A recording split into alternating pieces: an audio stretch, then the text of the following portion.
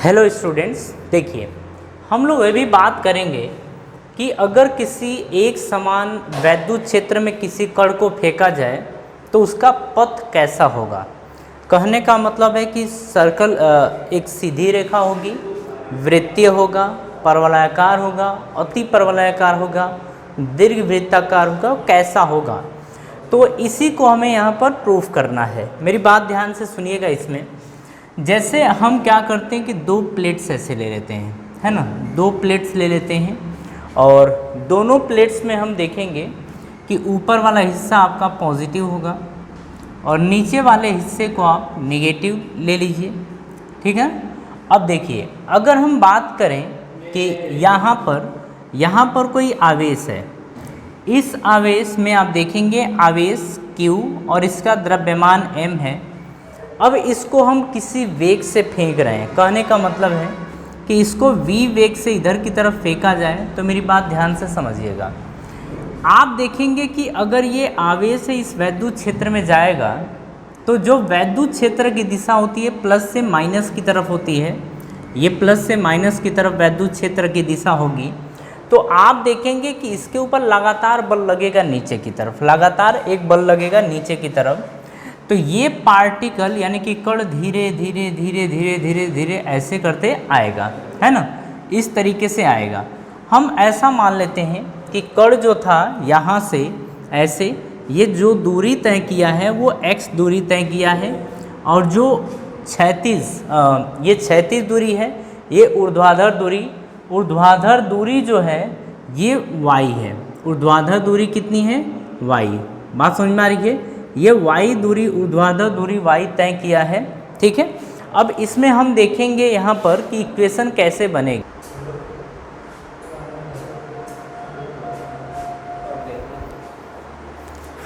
देखिए, अब यहाँ पर अगर हम बात करेंगे तो देखना क्या है, अब उस चीज़ को हम देखते हैं। जैसे हम सबसे पहले यहाँ पर लिखेंगे क्षैतिज दूरी।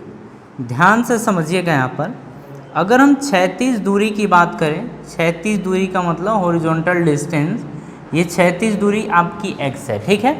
अगर ऊर्ध्वाधर दूरी की बात करी जाए, वर्टिकल डिस्टेंस की, ऊर्ध्वाधर दूरी यानी कि वर्टिकल डिस्टेंस, ये हम बोलेंगे कि y है। बात समझ में आ रही है? मेरी बात ध्यान से समझना। इस पार्टिकल को आपने नीचे की तरफ कोई वेग नहीं दिया है। बात समझ में आ रही है? इस पार्टिकल को आगे की तरफ दिया है। इस तरीके का जब क्वेश्चन आता है तो हम सॉल्व कैसे करते हैं, ज़रा वो देखिए। हम यहाँ पर बात करेंगे क्षैतिज दिशा में और ऊर्ध्वाधर दिशा में, यानी कि क्षैतिज दिशा में। अब हम बात करेंगे यहाँ पर एक तो क्षैतिज दिशा में और दूसरा हम देखेंगे ऊर्ध्वाधर दिशा में। तो क्षैतिज दिशा और ऊर्ध्वाधर दिशा में हम बात करने वाले हैं। अगर हम क्षैतिज दिशा की बात करें तो सबसे पहले आप देखिए, प्रारंभिक वेग यानी कि ux की वैल्यू 0 होगी, है ना, ux की वैल्यू 0 होगी। लेकिन अगर ax की बात की जाए तो ax की सॉरी क्षैतिज दिशा में हमने एक वेग दिया है। कितना दिया है? v। तो ये रहेगा, ये वेग रहेगा। लेकिन अगर आप त्वरण की बात करेंगे तो आपने आगे की तरफ कोई त्वरण नहीं दिया है, मतलब ये होगा आपका 0, ठीक है। यहाँ पर समय की अगर बात करें तो हम लेंगे समय t। अगर हम दूरी की बात करते हैं तो आपने क्षैतिज दूरी कितनी तय की है? x unit. क्षैतिज दूरी कितनी तय की है? x unit. ये तो हो गया इसमें बात। अब यहाँ पर हम एक फॉर्मूला लगाएंगे। हम लिखेंगे Sx is equals to UXT plus half AXT का स्क्वायर, हम ये लिखेंगे। अब देखिए Sx की वैल्यू कितनी है, जो आप ये लिख रहे हैं ना, ये Sx है और ये कितनी है? x के बराबर, इज इक्वल्स टू Ux की वैल्यू v के बराबर और t तो रहेगा प्लस हाफ Ax की वैल्यू आप 0 देख रहे हैं तो 0 लिखेंगे इंटू टी का स्क्वायर। ये आप देखिए ये ओवरऑल किसके बराबर आ गया? 0 के बराबर। तो आप लिखेंगे x is equals to V into T. यहाँ से t देखा जाए तो x अपॉन v आएगा, t is equals to x upon v, ये आपका आ जाएगा, है ना। अब देखिए इसको हमने इसलिए निकाला है ताकि हम आगे वाले इक्वेशन में पुट कर सके। देखिए जब इसको एक दो बार आप प्रैक्टिस करते हैं ना तो चीज़ों को समझ जाते हैं कि करना क्या है, ठीक है। अगर हम ऊर्ध्वाधर दिशा की बात करें तो हम यहाँ पर बात करेंगे यू वाई की, और यू वाई यहाँ पर होगा 0, क्योंकि आपने ऊर्ध्वाधर दिशा में यानी कि नीचे की तरफ आपने कोई वेग नहीं दिया था, इसीलिए 0। लेकिन अगर ए वाई की बात करें यानी कि त्वरण की बात करें तो आपको पता है कि त्वरण हमेशा नीचे की तरफ लगेगा। और अगर इस पार्टिकल के ऊपर अगर बात करें, पार्टिकल के ऊपर लगातार एक बल लगेगा क्यू ई के बराबर, ये बल लगेगा क्यू ई के बराबर, ठीक है। जब यहाँ से त्वरण देखेंगे तो नीचे की तरफ जो त्वरण होगा ना वो क्यू ई बाई एम के बराबर होगा। क्यों? क्योंकि ये पीछे के टॉपिक में हम देखे थे कि अगर किसी पार्टिकल को किसी वैद्युत क्षेत्र में फेंका जाए तो उसका त्वरण कितना होगा, क्यू ई बाई एम। तो यहाँ पर हम त्वरण देखेंगे तो कहेंगे क्यू ई बाई एम, ये त्वरण होगा, ठीक है। अगर हम समय की बात करें तो समय किसके बराबर, टी के बराबर ले लेंगे। अगर यहाँ पर हम दूरी की बात करें तो दूरी हम लेंगे एस वाई, और एस वाई किसके बराबर होगा, वाई के बराबर। बात समझ में आ रही है। इसके बाद हम लोग क्या करेंगे, यहाँ पर इक्वेशन बनाएंगे। जैसे यहाँ पर लिखेंगे S Y is equals to U Y T plus half A Y T का स्क्वायर, आप ये लिखोगे, ठीक है। एस वाई की वैल्यू आप देख रहे हैं कि y के बराबर है, तो यहाँ पर y पुट करेंगे is equals to U Y की वैल्यू आप देख रहे हैं 0 है, तो 0 और t, तो t प्लस हाफ।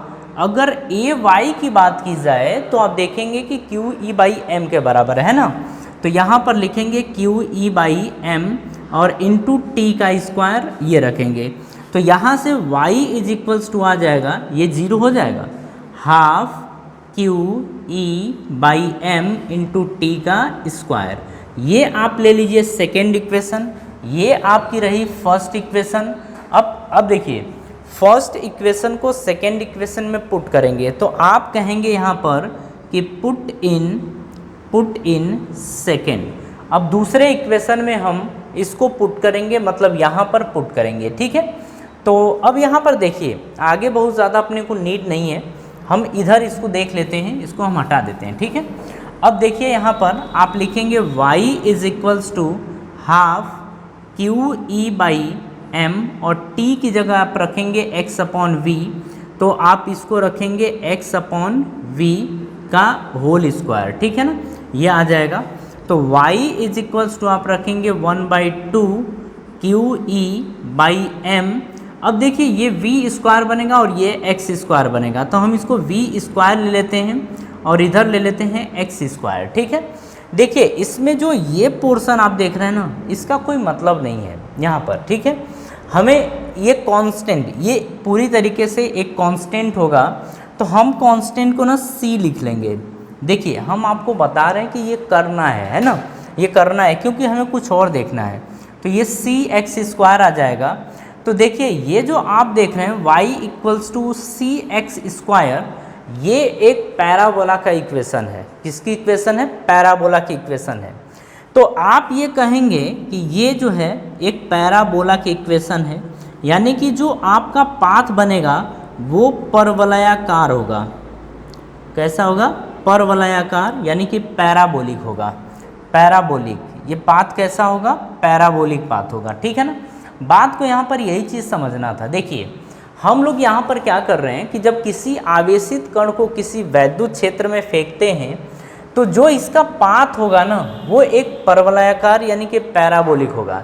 इसी को हमें प्रूफ करना था। और ये क्वेश्चन हमसे पूछता है कि जब आप किसी चार्ज पार्टिकल को किसी इलेक्ट्रिक फील्ड यानी कि वैद्युत क्षेत्र में फेंकते हैं तो ये बताइए कि उस कण का पाथ यानी कि पथ कैसा होगा।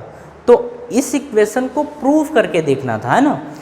कि देखिए हम डायरेक्टली इस चीज़ को समझ नहीं सकते, जब इस तरीके से प्रूफ करते हैं मैथमेटिकली तब पूरी तरीके से भरोसा होता है कि हाँ मतलब पैराबोलिक पाथ है। बात समझ में आ रही है। अब देखिए अगर एक बात हम आपसे करें कि अगर इस पार्टिकल को आप केवल छोड़ते ना, मतलब ला के ऐसे रख देते, तो इसका पाथ जो होता वो एक ऐसे मानिए कि सरल रेखीय होता। कैसा होता? सरल रेखीय। अगर आप वैद्युत क्षेत्र की दिशा में फेंकते ना, ऐसे भी आप फेंकते नीचे की तरफ, तब भी सरल रेखीय पाथ होता है। तो ये ध्यान रखना है आपको। बात समझ में आ रही है? चलिए, इसके बाद का जो टॉपिक है वो हम नेक्स्ट वीडियो में कवर करेंगे। अपनी सभा यहीं समाप्त करेंगे और आप सभी लोगों को धन्यवाद। जय हो।